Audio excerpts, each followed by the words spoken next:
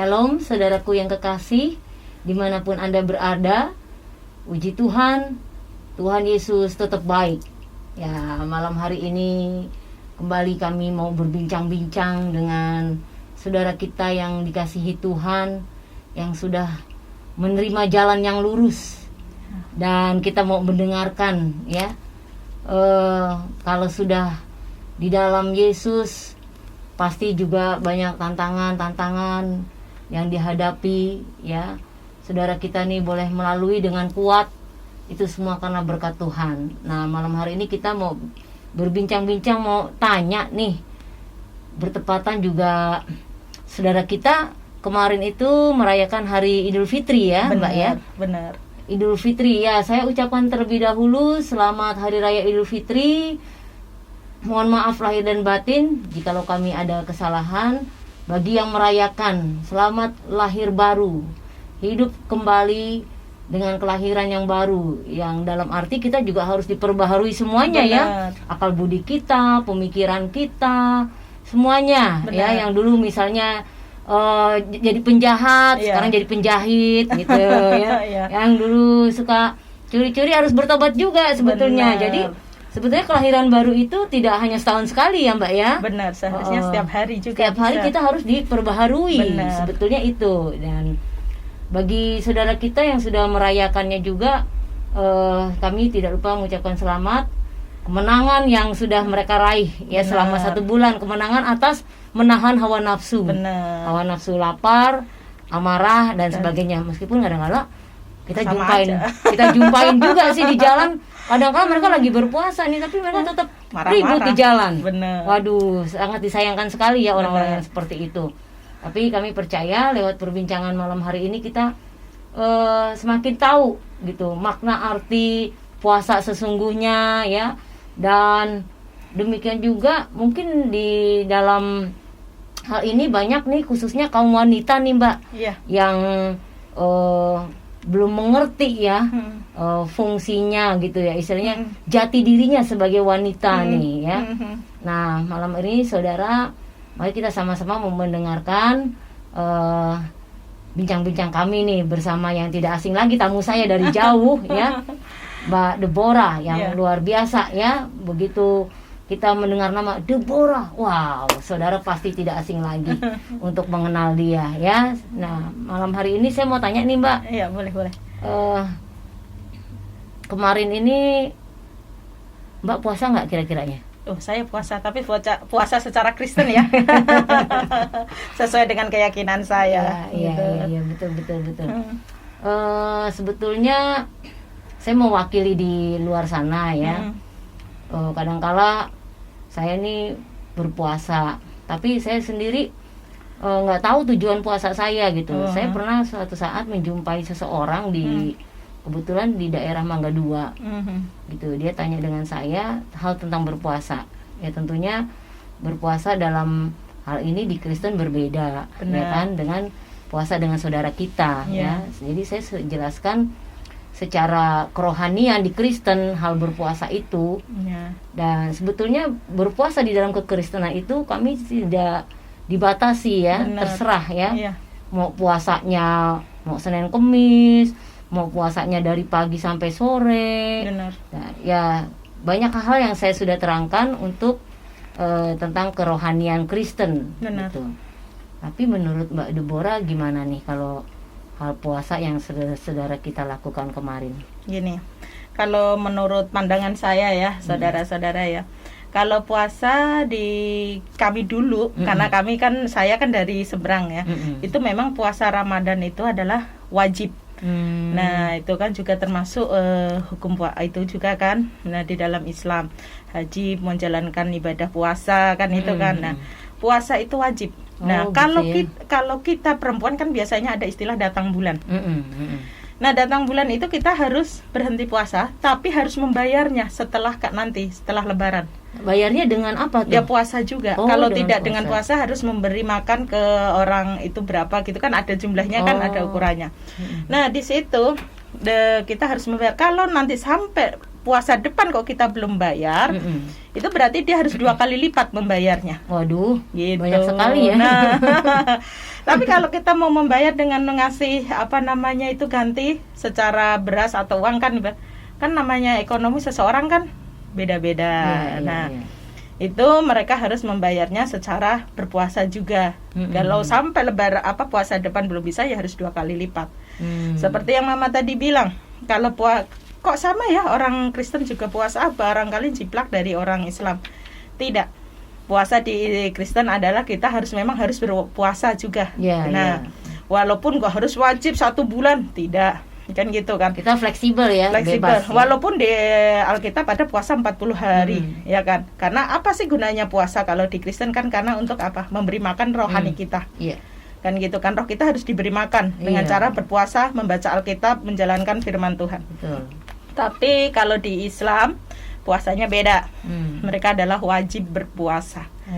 Gitu setiap 1 bulan. Jadi mau tidak mau itu harus dilakukan ya. Harus, wajib. Kalau tidak dilakukan hukumnya apa itu? Oh, enggak boleh, itu dosa dong. Yang jelas. Karena gini, bahkan kita sering menjumpai di mana-mana kan, hormatilah orang puasa, Ramadan enggak boleh berjualan atau harus ditutup. Bahkan pernah suatu warung itu berjualan pun didemo karena tidak menghargai orang berpuasa. Menurut saya puasa itu enggak harus dikasih tahu, "Oh, saya puasa." Enggak perlu dong. Dia mau mencari pahala di dunia atau di akhirat kan gitu. Kita enggak perlu minta dihargai, minta dihormatin, harus, "Oh, saya harus berpuasa. Kamu harus menghargai saya karena saya puasa." Nggak boleh kayak gitu sebenarnya. Gitu ya. Gitu. Iya. Ngomong-ngomong nih Mbak, saya juga mau tahu, mewakili yang lain khususnya para wanita nih. Sebetulnya wanita kalau di agama saudara kita itu seperti apa sih Mbak gitu ya? Kadangkala ya tidak semua wanita mentaati gitu karena mereka nggak tahu jati dirinya sebetulnya statusnya apa sih gitu ya. Jadi saya mau tahu status wanita itu di dalam agama Mbak yang dulu itu bagaimana sebetulnya gitu supaya kami juga bisa mengerti gitu. Oke. Gini, kalau kita membahas wanita panjang ya. Karena gini, wanita di keyakinan seberang atau di keyakinan Kedar itu dalam arti Islam ya saudara. Wanita, Allah tidak pernah menciptakan surga buat wanita. Itu pun ada tertulis di QS. Banyak banget itunya. Mungkin next lah ya saya kasih QS ini salah satunya ada di Al-Baqarah 25, Al-Mutaffifin 2-28. Banyak, lebih dari 3-4 yang menyatakan Allah tidak menciptakan surga buat wanita. Kalau orang Jawa bilang neraka itu apa? Surga tak nunut, neraka katut. Nah, ada istilah gitu. Kenapa kok seperti itu? Wanita di saat datang bulan itu najis. Gitu. Kenapa najis gitu? Karena datang bulan. Jangankan ke masjid, memegang Al-Qur'an pun tidak boleh. Itu wanita. Karena posisinya dia datang bulan. Gitu. Ya. Beda sama kita. Kita walaupun datang bulan ibadah aja. Emangnya kenapa? Tuhan kita nggak jijik dengan darah. Tapi wanita di Muslim datang bulan tidak boleh digaulin. Walaupun adalah hadis-hadis yang meriwayatkan kanjeng nabinya menggaulin. Tapi kan itu urusan mereka ya. Tapi intinya di dalam Quran wanita itu najis kalau datang bulan. Gitu. Dan wanita hanya untuk bercocok tanam. Wanita boleh dipukul. Waduh. Nah itu juga ada, pukullah istri-istri kamu kan gitu. Waduh. Wanita boleh dipukul dan wanita juga boleh rela suaminya berpoligami. Wah, jadi para wanita yang dipoligami itu harus siap ya. Siap. Iya, karena sudah ada tertulis di situ benar. Jangan marah-marah ya. Mestinya harus menerima ya. Aduh. Gitu. Terus wanita juga harus dipukul. Itu bahaya juga tuh Mbak. Karena ada alasan tersendiri dipukulnya atau gimana? Misalnya wanita itu berbuat jahat sama suaminya, ya wajar dia dipukul. Benar. Nah, dalam arti dipukul nih dalam hal-hal tertentu atau memang semaunya begitu? Ya enggak, intinya ya mungkin kalau kita kan harus kita atur secara baik. Kalau memang enggak bisa ya mungkin kan ada cara lain. Kalau di Al-Quran membolehkan suami memukul istri.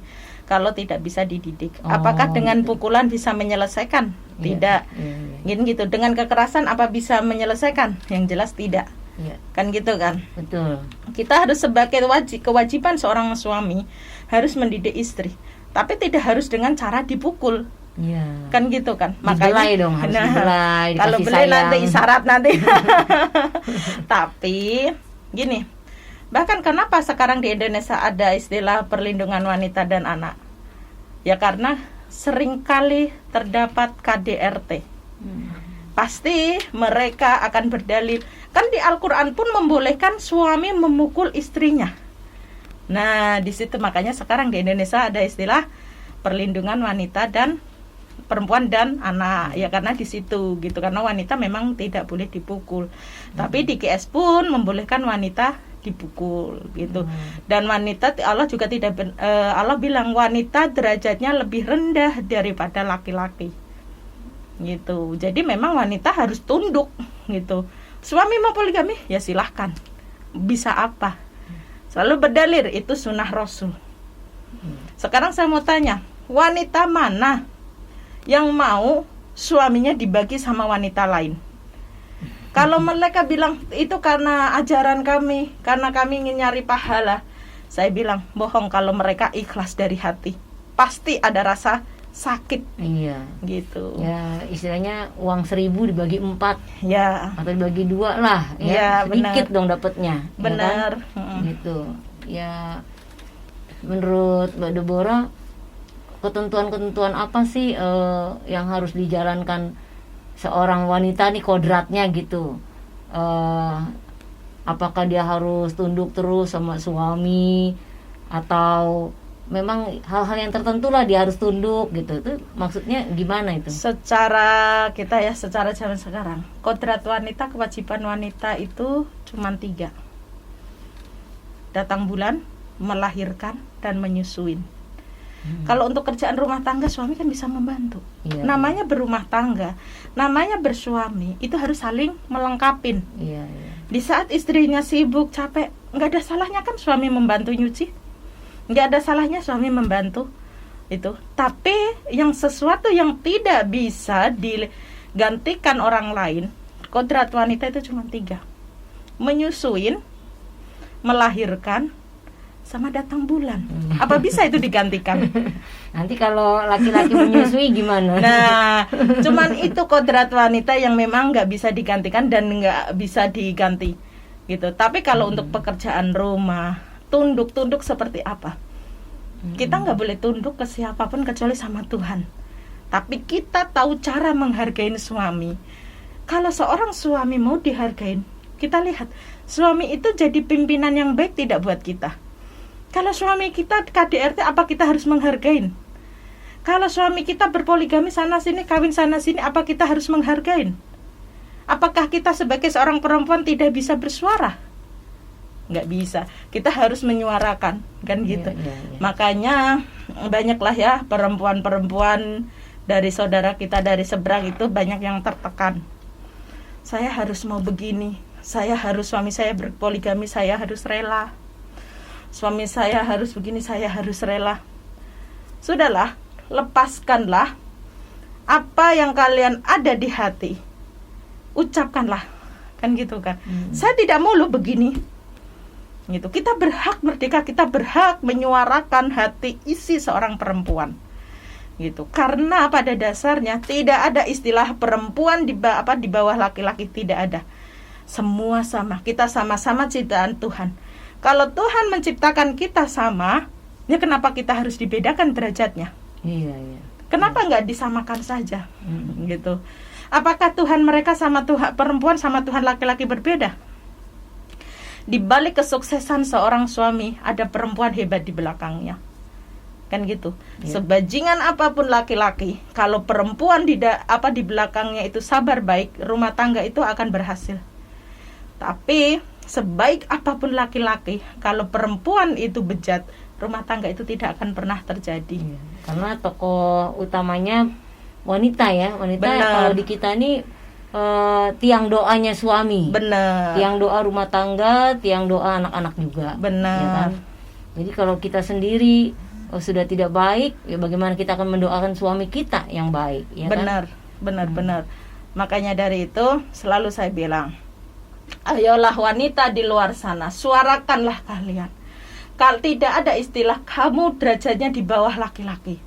Tapi sebagai seorang istri wajib menghargai suami kita. Bukan berarti kita itu harus tunduk. Tunduk itu dalam arti tunduk yang seperti apa?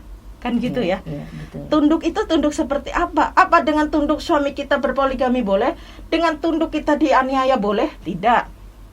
Tunduk itu menghargai suami. Kita bisa menempatkan posisi kita sebagai seorang istri, dan suami juga harus bisa menghargai kita sebagai seorang istri. Bukan istri itu hanya tempat bercocok tanam, tempat untuk dipukul, tempat untuk berpoligami. Untuk kan gitu ya, tidak boleh. Kita sama derajatnya, tidak ada yang berbeda. Tuhan menciptakan kita sama, dua telinga, dua mata, dua lubang hidung, dua tangan. Berarti sama dong. Sama. Kalau beda, perlu ditanyakan Tuhan yang mana itu yang menciptakan, kan gitu kan? Betul. Gitu. Iya. Gitu. Menurut Mbak Deborah, ini perbedaannya dengan wanita di kepercayaan Mbak dulu dengan wanita di Kristen, sebenarnya Betty ya, istilah sekarang ini beda tipis atau benar-benar berbeda gitu. Kalau di Kristen kan kita sudah tahu ya, wanita itu ya salah satunya tadi saya katakan tiang doa untuk rumah tangga gitu. Nah, kalau menurut Mbak Deborah dengan keyakinan yang dulu, peran penting wanita atau seberapa status derajatnya gitu, perbedaannya sangat jauhkah dengan wanita di Kristen atau sama saja, atau pendapat Mbak Deborah? Beda. Wanita di Muslim dulu ya, di keyakinan saya dulu memang seperti yang saya bilang tadi, derajatnya tidak boleh tinggi dari laki-laki. Memang Tuhan menciptakan wanita di bawah laki-laki. Sedangkan kita tahu selalu dibilang wanita itu adalah tulang rusuk dari suami. Tuhan menciptakan wanita itu diambil dari tulang rusuk suami.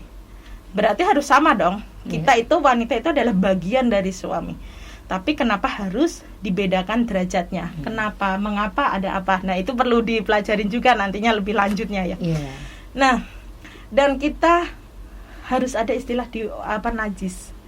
Saat kita datang bulan gak ada harganya.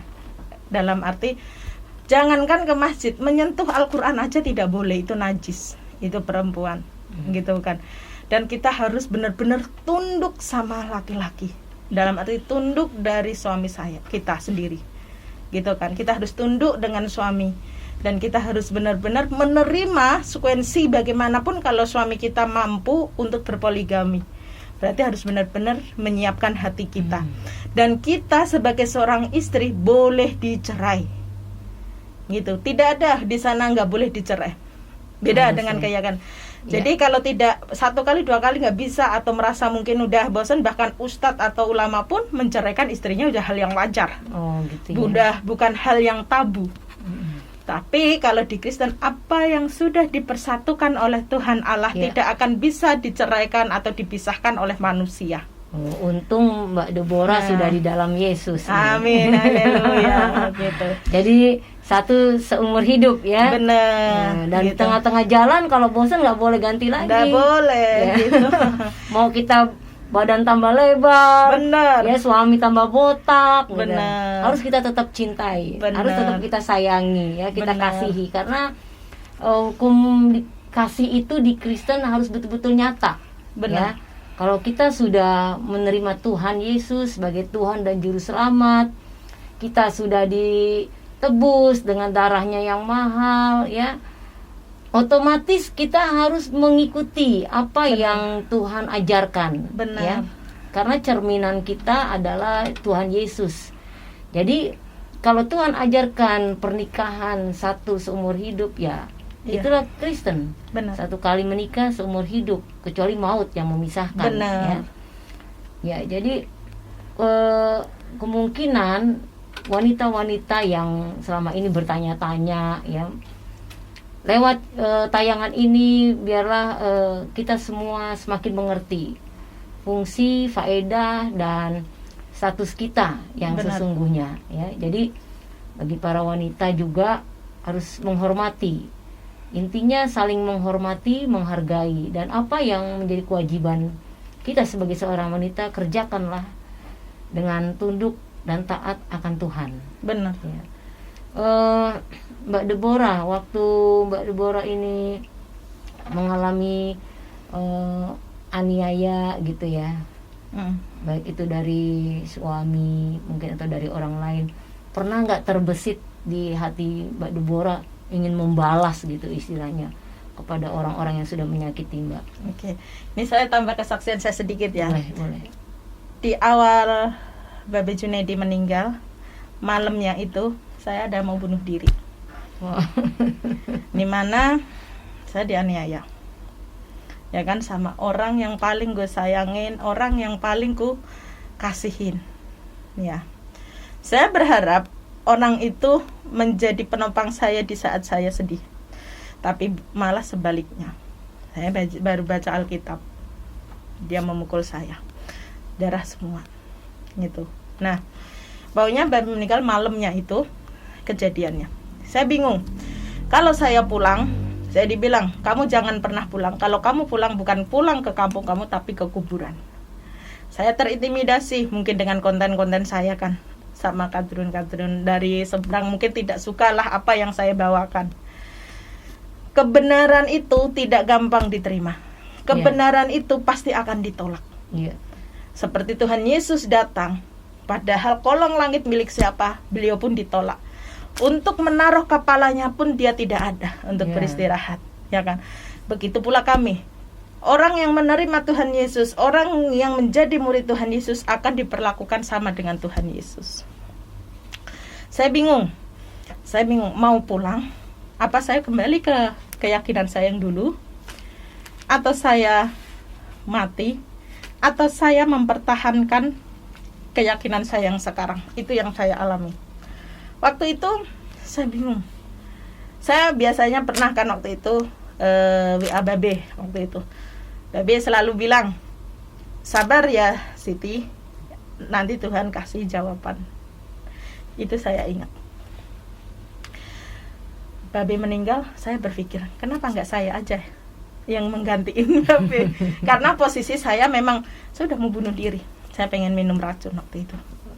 Saya bingung. Tapi ada Roh Kudus ya, Benar. yang menarik kembali sehingga tidak terjadi toh. Iya, terus semakin di situ saya semakin yakin keajaiban Tuhan Yesus memang terjadi luar biasa. Amin. Saya diingatkan dengan salib emas yang Tuhan Yesus kasih ke saya. Kan di kesaksian-kesaksian kemarin kan saya bilang saya dikasih salib emas. Walaupun saya buang salib itu kembali lagi ke saya. Saya bilang saya mau emas tapi saya nggak mau salib, tapi itu dikasih saya ke saya. Disitulah yang menyelamatkan saya. Saya makin yakin kalau memang saya tidak salah memilih. Gitu. Saya terintimidasi, bahkan di foto-foto saya di potong-potong. Katanya ini wanita begini, saya dihujat. Bagaimana orang menghujat saya? Kalau saya membaca hujatan mereka, kalau bukan karena kekuatan dari Tuhan Yesus, mungkin saya udah down. Laporkan, penjarakan, ini begini. Loh, saya di sini ada data loh, saya membuka kebenaran. Tapi semua kebenaran itu, sebuah kebenaran itu tidak gampang diterima, pasti akan ditolak. Betul. Gitu. Ya, itulah salah satu pengikut Yesus. Ya, orang benar saja tetap disalahkan. Benar. Ya kan? Apalagi yang nggak benar. Gitu. Tapi jangan takut. Tuhan Yesus pasti menyertai Mbak Deborah ya. Pasti. Sampai saat ini kita masih bisa ketemu, bisa ngobrol-ngobrol. Benar. Ya. Saya berterima kasih buat kesempatan hari ini. Saya boleh semakin diteguhkan, dikuatkan. Benar. Perbedaan wanita Kristen dengan perbedaan wanita di Muslim. Ya. Untuk itu, hai para kaum wanita, tetap terus perjuangkan menjadi hakmu sebagai wanita. Jadilah wanita yang menjadi teladan bagi suami dan anak-anak, serta terutama bagi bangsa dan negara ini. Karena kita juga diciptakan di dunia ini ada seorang wanita untuk menolong, bukan pengerongrong. Benar. Jadi untuk penolong ya. Sebab itu kita berharap semua yang melihat channel ini sungguh diberkati Tuhan. Seperti nama Deborah ya. Ya. artinya apa itu, Mbak? Deborah itu adalah wanita satu-satunya waktu itu yang ikut perang, dan dia adalah hakim satu-satunya. Itu Deborah di Alkitab. Luar biasa. Ya, Tuhan Yesus memberkati. Salam damai sejahtera selalu buat kita semua. Amin. Haleluya. Amin. Salam kemenangan.